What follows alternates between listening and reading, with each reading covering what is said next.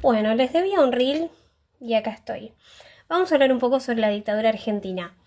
¿Qué pasaría si yo te dijera que todo lo que te contaron de la dictadura se queda muy corto? Primero te la vendieron como una guerra, con la teoría de los dos demonios. Después hay varios genocidas, no muchos, pero sí hubo varios genocidas que confesaron y contaron cosas que estaban pasando. Y por último, hay una pequeña cuenta matemática que es muy simple de hacer, la podemos hacer todos, y que se hace con datos comprobables, comprobados, que ya están, digamos, aceptados por todo el mundo, por los dos bandos, si quieres decirle así. Y con esos datos puedes hacer una cuenta que es muy sencilla, y esa cuenta te demuestra que probablemente no fueron 30.000, fueron muchísimos más. Vamos a andar en estas tres cosas. Bien, empecemos por lo más sencillo, si querés. ¿Por qué? Porque se basa en definiciones. Lo demás es datos. Las definiciones también son importantes, pero los datos capaz son más choqueantes. Así que te los voy a dejar para el final.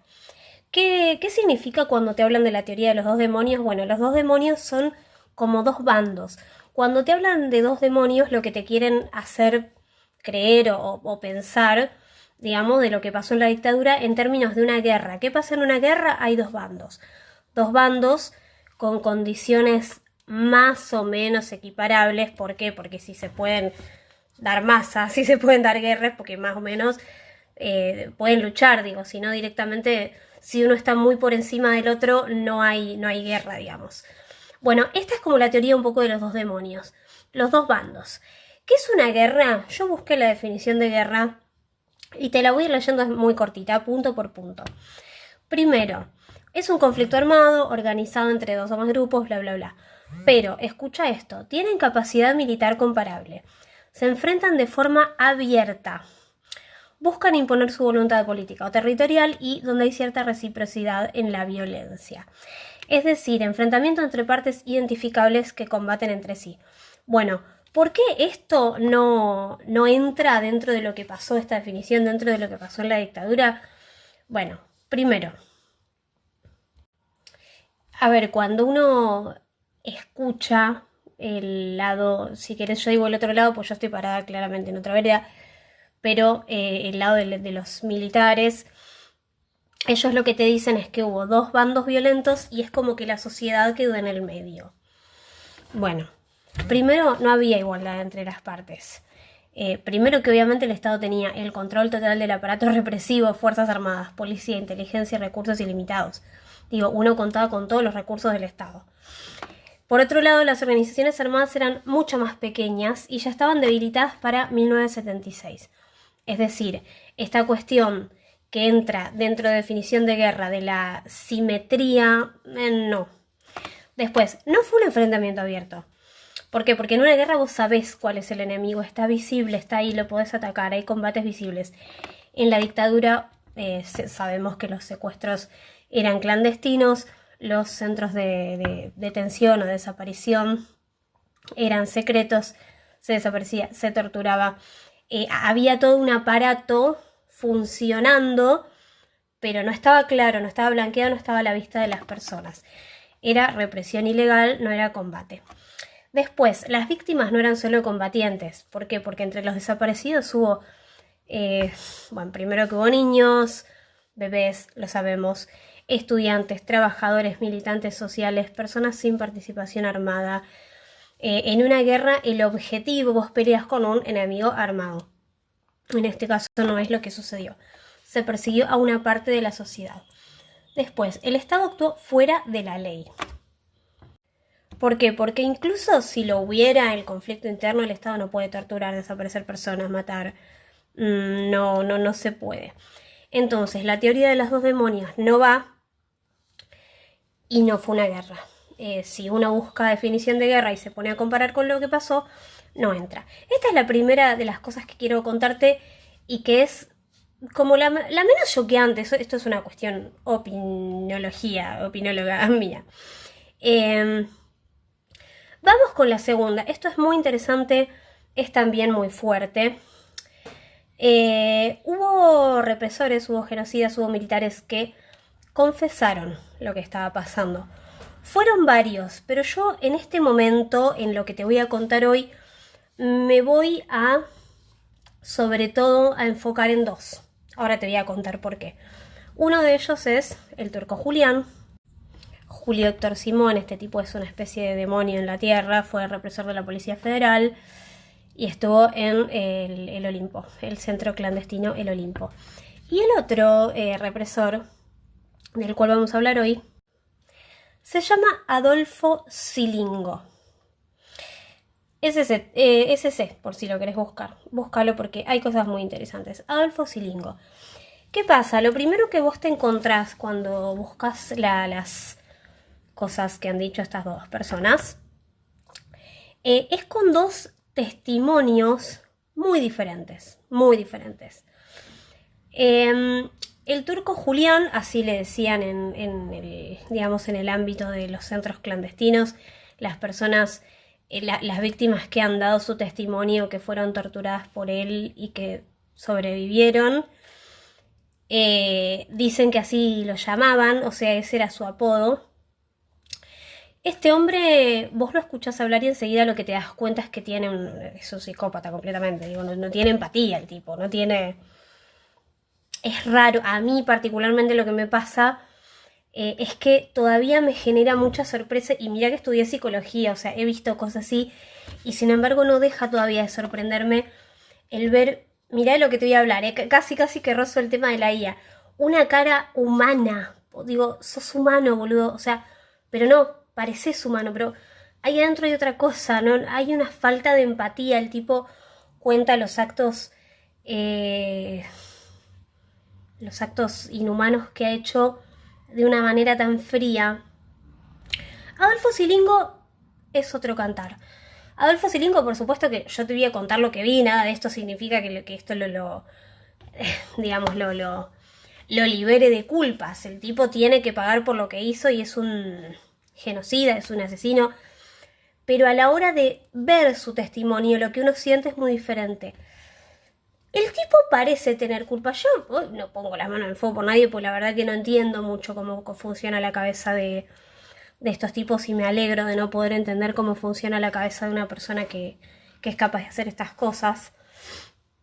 Pero este tipo tiene, si después me acuerdo y si no háganme acordar, les voy a dejar los links para que lo vean.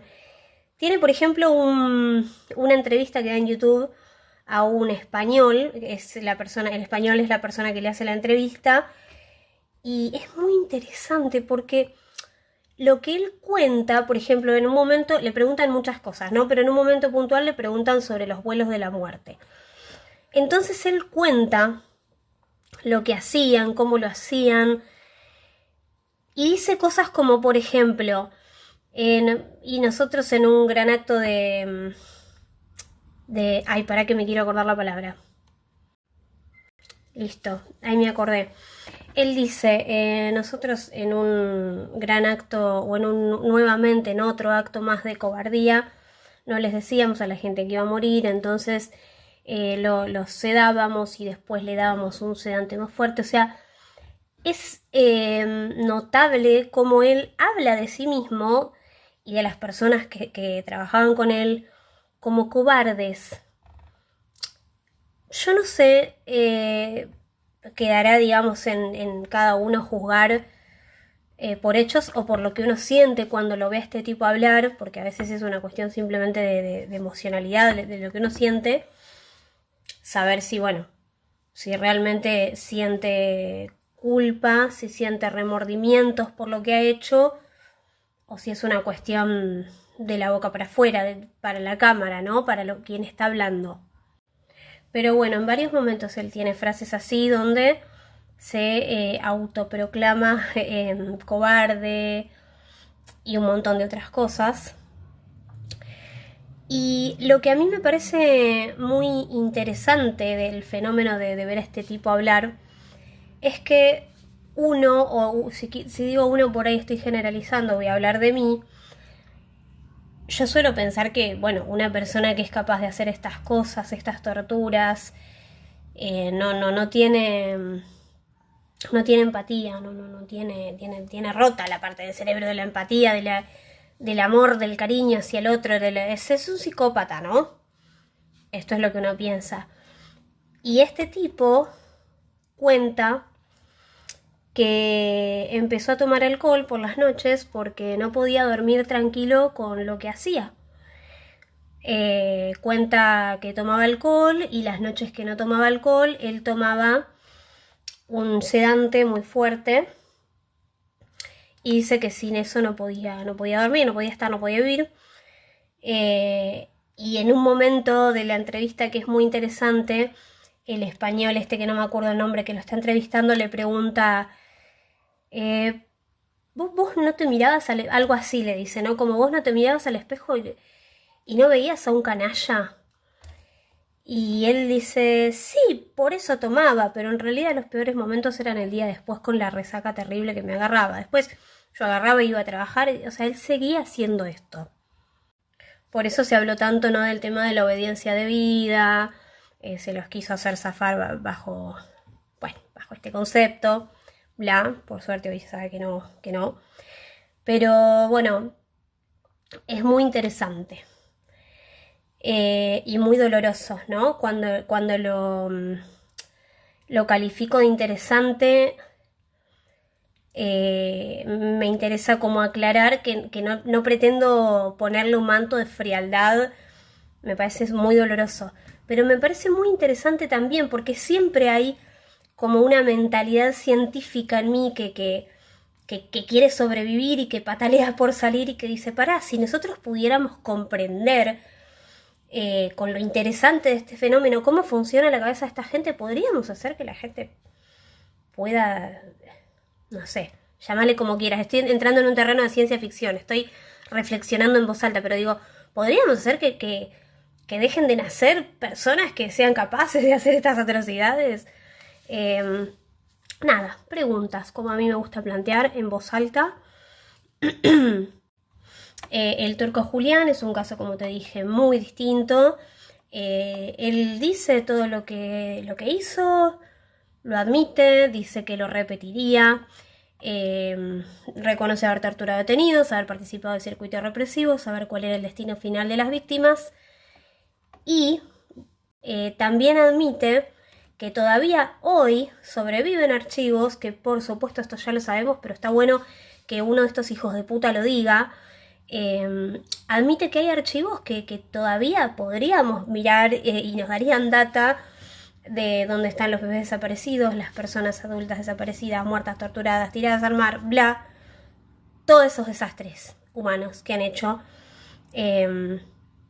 están archivados y todavía hoy se podría saber el destino de muchas personas que están desaparecidas, con todo lo que eso implica, ¿no?, humanamente, en el duelo, en la historia de una nación, etc. Bien, lo tercero es lo de la cuenta matemática. Me encanta esto. Te cuento un poco de qué se trata. Como siempre, hace años que venimos con esta pelea simbólica, para mí es simbólica, evidentemente para algunos no, están preocupadísimos porque los datos sean exactos, pero esta cuestión de fueron, no fueron 30.000, bla, bla, bla. Obviamente, o sea, si tengo que arrancar diciéndote algo, te digo que para mí el 30.000 es no importa, es un símbolo, o sea, han sido muchísimas las personas, la herida no va a cerrar jamás, lo que han hecho es monstruoso, es inhumano, digo, hay cosas que no cambian. Pero como hay tanta persona por ahí fachirula dando vuelta que te dice, no, contá la historia completa, no, que 30.000 no, vamos a sumar bien. Bien, para toda esa gente que está realmente tan preocupada de corazón porque el número cierre y encaje, le puedo decir lo siguiente. Vamos a hacer esta pequeña cuenta, ¿no? Agarra un lápiz y seguime si querés. La dictadura inició el 24 de marzo de 1976 y terminó el 10 de diciembre de 1983. Si vos contás los días que pasaron exactamente 2.818 días. Bien, vamos con nuestro dato número 2. ¿Cuántos centros clandestinos de detención hubo? Quiero ser rigurosa porque como a esta gente le gusta tanto la data que te dice, no, esto no está comprobado, ¿verdad? Perfecto. Más o menos El número más citado hoy es de 610 a 650 centros de detención clandestina comprobados, pero para ser prudentes y para utilizar solamente los que se sabe, lo que está recontra comprobado y no hay duda de ninguno de los dos lados que han sido centros clandestinos, vamos a utilizar el número 600, vamos a ir un poquito más abajo, ¿no? Para darte esa ventajita numérica. Bueno, lugares con evidencia real, ¿sí? Entonces dijimos, dato número 1, 2.818 días duró la dictadura. Dato número 2, vamos a tirar un poquito para abajo para que vos te quedes más contento y decir 600 centros clandestinos comprobados. El número de víctimas, vamos a utilizar 30.000 porque en realidad acá podemos poner el que vos quieras. O sea, eso es lo que te va a poner contento, no vos de esto. Entonces, vamos a empezar utilizando 30.000. Si no te gusta, después vemos. Entonces, si vos tomás las personas por día por centro y haces, digamos, bueno, te cuento de la cuenta por si la querés hacer vos. Sacás primero las personas por día, después pasó 2 personas por día por centro clandestino y lo que te da, las personas por día te dan promedio de 10 a 11 personas desaparecidas por día, si tomás ese número de 30.000 desaparecidos. Y el paso 2 personas por día por centro clandestino te da más o menos 0,018 personas por centro de día. ¿Qué significa esto? Que cada centro clandestino, si vos tomás estos números, tendría que haber tenido una persona cada 56 días. Ahora, por testimonios y por pruebas, sabemos que muchos centros clandestinos tenían muchas personas, muchos detenidos al mismo tiempo. Para colmo, había una rotación constante y funcionaban todo el tiempo de forma intensiva, no esporádica. Entonces, con esa cuenta vos ya ves que ese promedio de una persona cada 2 meses por centro no tiene sentido con lo que sabemos que pasaba. Si hubo 600 centros funcionando durante 2.818 días con actividad constante, entonces 30.000 parece demasiado bajo para el nivel de estructura represiva que ya se sabe, que está comprobado que hubo. ¿Sí? Esos 3 datos te dan una cuenta, esos 3 datos te permiten hacer una cuenta, eso es lo que quise decir, que te da estos resultados y es loco porque la gente que es tan amiga de los datos, esa que te dice, no fueron 30.000, siempre te dice que fueron menos. Si haces la cuenta con los datos que están ya comprobados, te da que fueron mucho más de 30.000. Así que bueno, nada, eso es lo que quería contarles. Vamos cerrando la colacha, ¿no? Y si tantas ganas tenés de saber cuántos fueron, bueno, anda a charlar con esos represores. ¿Qué tanto defendés? ¿Qué tanto te gusta defender? Anda y decirles, che, mamita, habilítame la lista porque ellos tienen toda la data. Toda la data que nos permitiría saber cuántos fueron, dónde están, etcétera, etcétera. Besito.